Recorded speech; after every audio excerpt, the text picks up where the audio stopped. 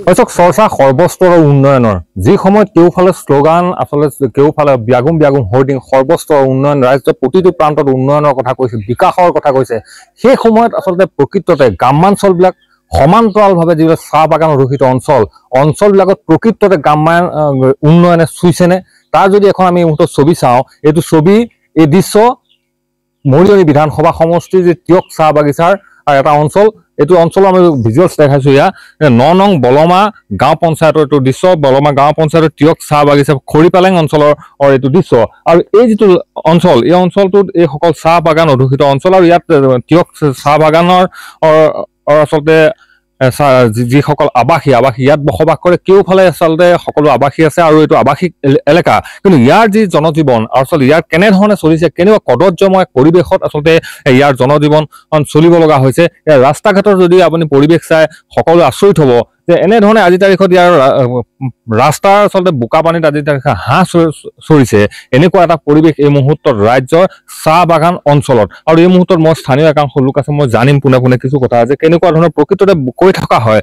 যে চাহ বাগানৰ যিসকল শ্ৰমিক বা চাহ বাগানৰ অধিষ্ঠিত যিবোৰ অঞ্চলবিলাকত কিন্তু এইখন চৰকাৰে বিয়াত কাম কৰিছে এই কথাটো বাৰম্বাৰ কৈ থাকে নিৰ্বাচন ইটো আহিছে সিটো গৈছে এতিয়া কথা হ'ল এই যিটো ছবি আমি দেখাইছো এইখন বাস্তৱ ছবি কি ক'ব আচলতে এই অঞ্চলবিলাকলৈ আপোনালোকে কোনোবা আহে না জনপ্ৰতিনিধি পঞ্চায়তৰ প্ৰতিনিধি ইয়াৰ যিগৰাকী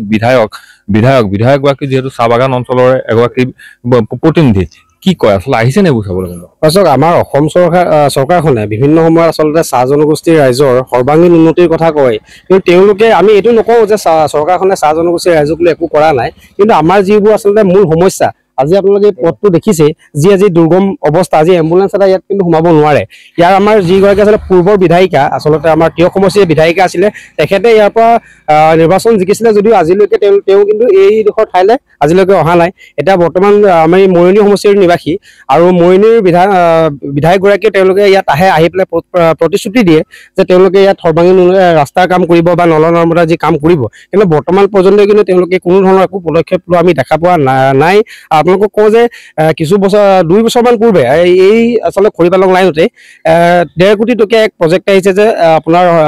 জগন্নাথ ভৱন কিন্তু এই জগন্নাথ ভৱনলৈ যোৱা যিটো আচলতে মূল পথ সেই পথটোৰ অৱস্থা কিন্তু একদম শোচনীয় আজি এম্বুলেন্স এটা ইয়াত লৈ যাব নোৱাৰি ইয়াৰ উপৰিও চৰকাৰখনে চাহ জনগোষ্ঠীৰ ৰাইজৰ বাবে বিভিন্ন ধৰণৰ আচলতে মডেল স্কুল বনাইছে তেওঁলোকে মডেল অংগনবাড়ী বনাইছে কিন্তু এই মডেল স্কুল বা মডেল অংগনবাড়ীলৈ যাবলৈ যি আচলতে মেইন পথ ছাত্ৰ ছাত্ৰীসকলে যি পথেদি আচলতে সেই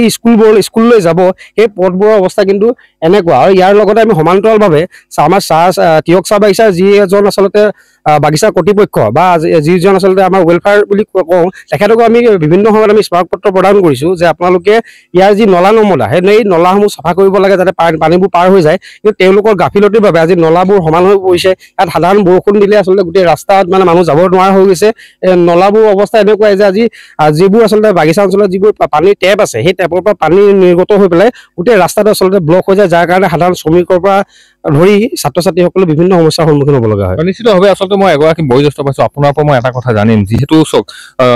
যিটো পথ আমি দেখিলোঁ এই পথটোত আচলতে গাড়ী এখন লৈ যোৱাটো আজি তাৰিখত অসুবিধা ইয়াত যদি কোনোবা লোক কেনেবাকৈ অসুখত পৰিছে কেনেধৰণে আপোনালোক ওলাই যায়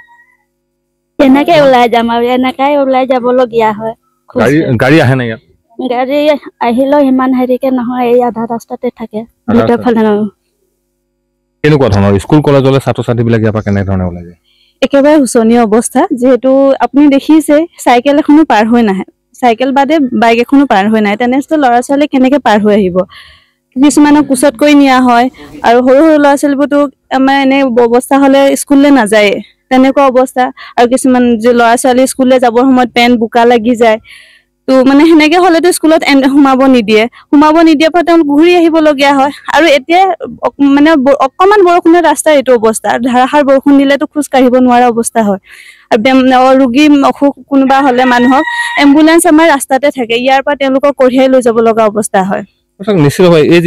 এই যিটো নিৰ্বাচন এতিয়া পাৰ হৈ গ'ল পঞ্চায়ত নিৰ্বাচন আপোনালোকে ভোটাধিকাৰ সাব্যস্ত কৰিলে এখন আকৌ নতুনকৈ পঞ্চায়ত এই যিটো পঞ্চায়ত নিৰ্বাচন এই পঞ্চায়ত নিৰ্বাচনৰ সময়ত এইসকল মানুহ আহিছিলে নে ইয়ালৈ তেওঁলোকে কি ক'লে এইবিলাক দেখিলে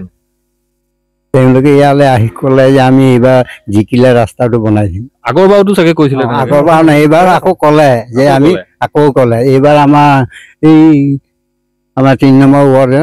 ক'লে এইবাৰ ৰাস্তা নহয় যদি জিকাব পাৰ তেতিয়া আমি ৰাস্তা বনাম নিশ্চিতভাৱে চাওক এয়াই প্ৰকৃত সত্য। এইসকল সাধাৰণ ৰাইজৰ মুখেৰে এইসমূহ প্ৰকৃত সত্য যে প্ৰতিশ্ৰুতি দিয়ে, প্ৰতিবাৰ প্ৰতিশ্ৰুতি দিয়ে, ইটো নিৰ্বাচনৰ পাছত সিটো নিৰ্বাচন যায়, প্ৰতিশ্ৰুতি কেৱল প্ৰতিশ্ৰুতি, উন্নয়নৰ প্ৰতিশ্ৰুতি, ৰাস্তা ঘাট বনাই দিয়া প্ৰতিশ্ৰুতি। কিন্তু যেতিয়া নিৰ্বাচন পাৰ হয়, নিৰ্বাচন পাৰ হোৱাৰ পাছত এইসকল লোক আচলতে ৰজাঘৰীয়া ৰাজপাটত বহে, আৰু ৰাজপাটত বহাৰ লগে লগে এইসকল সাধাৰণ জনতালৈ কিন্তু পিঠি দিয়ে, আৰু পিঠি দিয়াৰ বাবেই এনেধৰণে দুৰ্বিষহ জীৱন অতিবাহিত কৰিব লগা হয় এনেধৰণে প্ৰতিজন গঞাই। আৰু এয়া ছবি আমি বাস্তৱ ছবি দেখালো মৰিয়নি বিধানসভা সমষ্টিৰ টিয়ক চাহ বাগিচা অঞ্চলৰ এইসমূহ বাস্তৱ ছবি এই মুহূৰ্তত দেখা।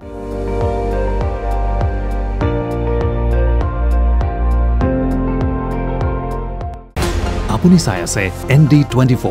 সৰ্বশ্ৰেষ্ঠ নহয় সৰ্বোত্তমৰ দৌৰত।